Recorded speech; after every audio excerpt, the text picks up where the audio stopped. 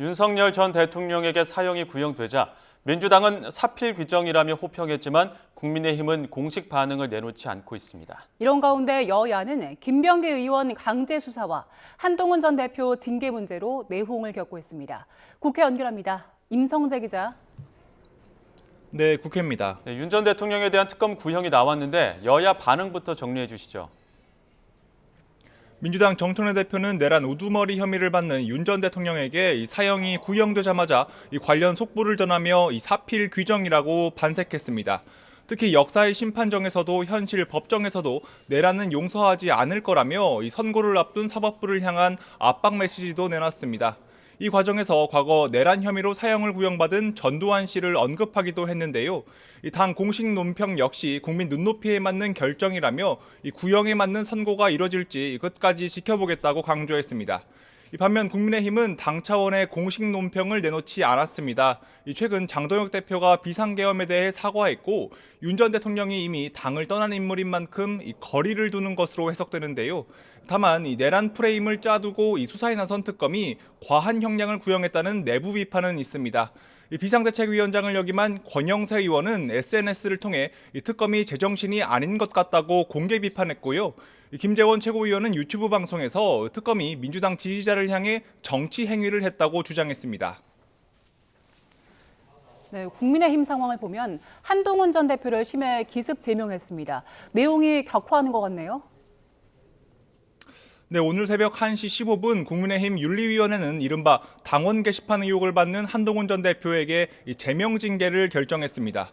윤리위는 중징계 없이 지나칠 경우 앞으로 당원 게시판은 악성 비방글과 중상모략, 공론 조작 왜곡이 난무하게 될 거라고 강조했습니다. 또 윤리위 조사 과정에서 가짜뉴스와 허위 조작 정보를 동원한 괴롭힘은 재판부를 폭탄 테러하는 마피아에 비견될 정도라고도 적었습니다. 당사자인 한 전 대표는 국민과 함께 민주주의를 지키겠다는 짧은 입장을 SNS에 게시한 가운데 친한계 인사들을 중심으로 큰 반발이 일고 있습니다. 탄핵 찬성에 대한 보복이다. 당은 장동혁 대표의 사유물이 아니다. 당을 자멸로 몰겠다는 결정이다 등 날선 비판이 쏟아지고 있습니다. 오늘 오전엔 긴급 회동에도 나서는데요.